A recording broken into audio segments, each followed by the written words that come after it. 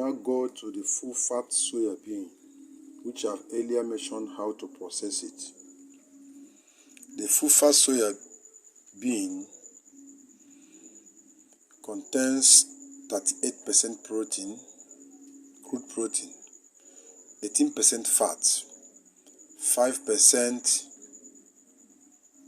crude fiber,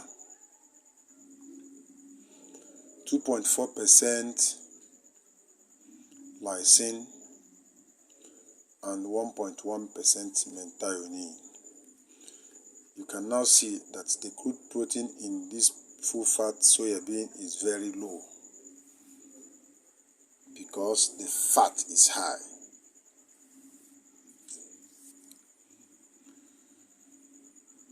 This takes us to the energy supplement.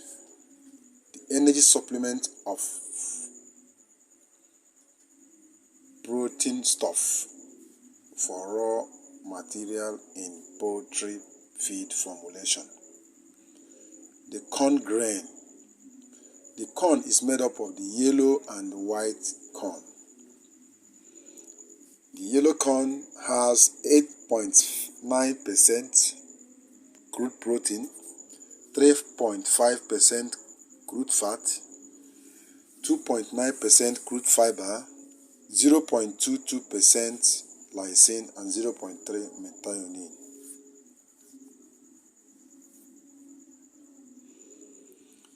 We have the wheat grain.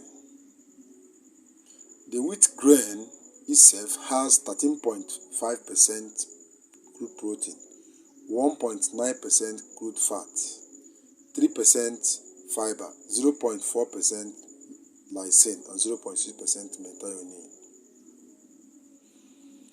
The wheat middlings has 17.7% crude protein, 3.6% fat, 7% fiber, 0.6% lysine, and 0.3% methionine. The next vegetable protein source is the rice bran. Rice bran is a byproduct of rice. After processing rice, you have 13.5% crude protein. You can see that rice bran that many parts of the country throw away is very, very good. It's relatively good in poultry feed. In fact, it helps to drop the cost of poultry feed. It has 13.5% crude protein, 12.5% fat,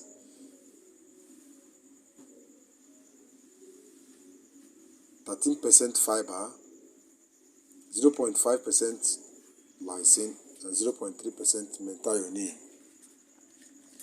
The next one is the corn gluten feed. That is the byproduct of pap. When they have removed the pap, the starch from the corn, the leftover, which is the waste, has 21% crude protein, 2.0% fat, 10%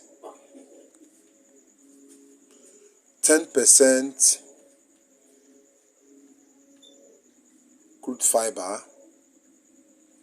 then it has 0.6% lysine and 1% methionine. They have catfish oil. When you process the catfish, dry it.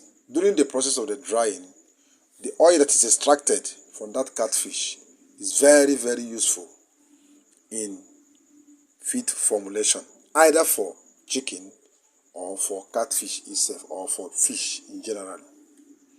The catfish oil has 100% fat, but it's very low in, it has 0% in fat, protein, fiber, and the rest. The next one is fat. The fat extracted from animal has 99.4% fat also. Peels are always thrown away as waste. So I will discuss them specially.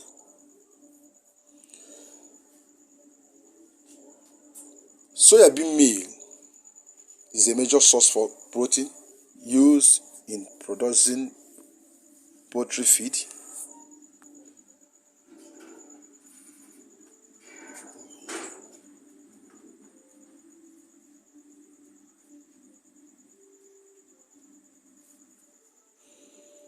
It is very high quality ingredients. It contains anti-nutritional factors. What I'm discussing now is the limitation of each of these products I've listed and have explained in this training. It has anti-nutritional factors that are destroyed by heating, and they are tasty and they smell well. They have good aroma as livestock products. But once they are heated up, the heat destroys those anti-nutritional factors in them. It's demanded in production of many things like the olive oil and the rest of them. About 10 to 15% is generally used in producing poultry feed.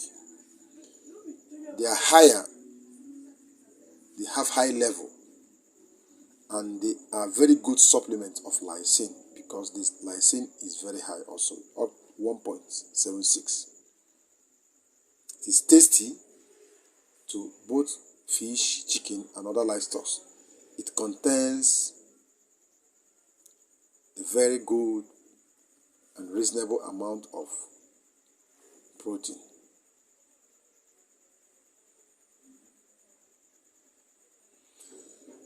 The next one is the meat and bone meal. They are good source of calcium and phosphorus. They are high in ash, which limit its use because of the possibility of mineral imbalances.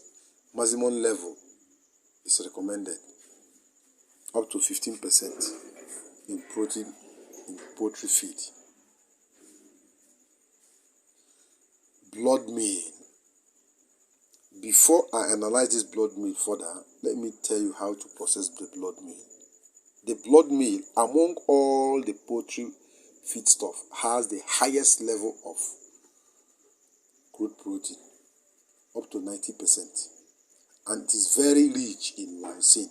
In fact, any feed you make use of the blood meal, you don't need to get external lysine or additive, because it is very rich in lysine, up to 6.9, equivalent to 7%. Excellent source of lysine, but lacks methionine.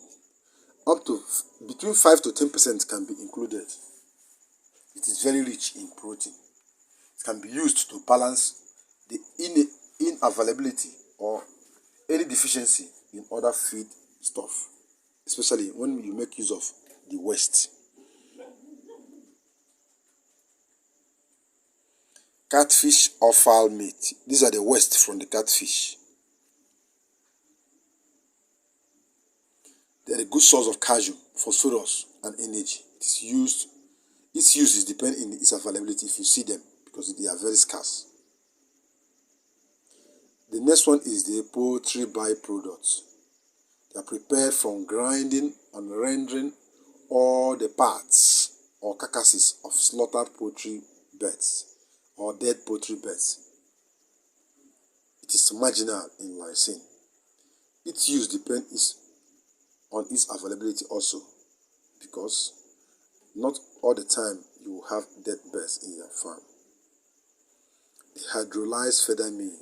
They are prepared by high pressure treatment of the feather, undecomposed feathers from slaughtered poultry. It is high in methionine and cysteine, and it is deficiency in lysine limits its use.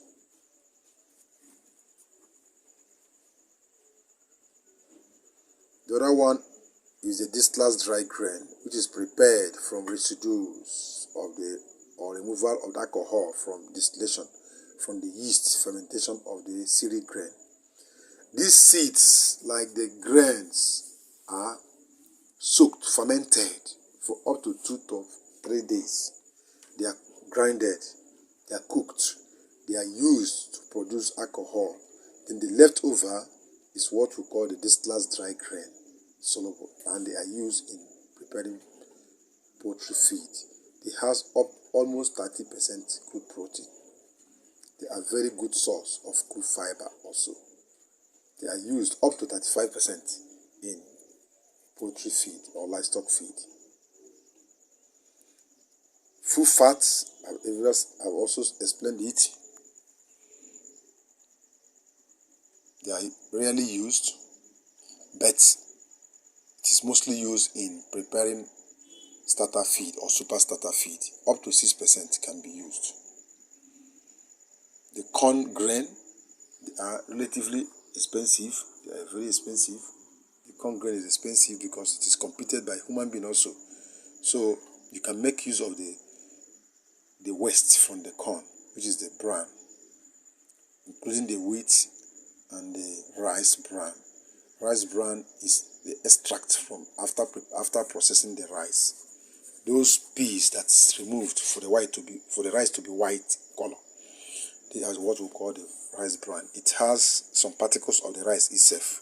So they are very good source of protein, up to 13.5%.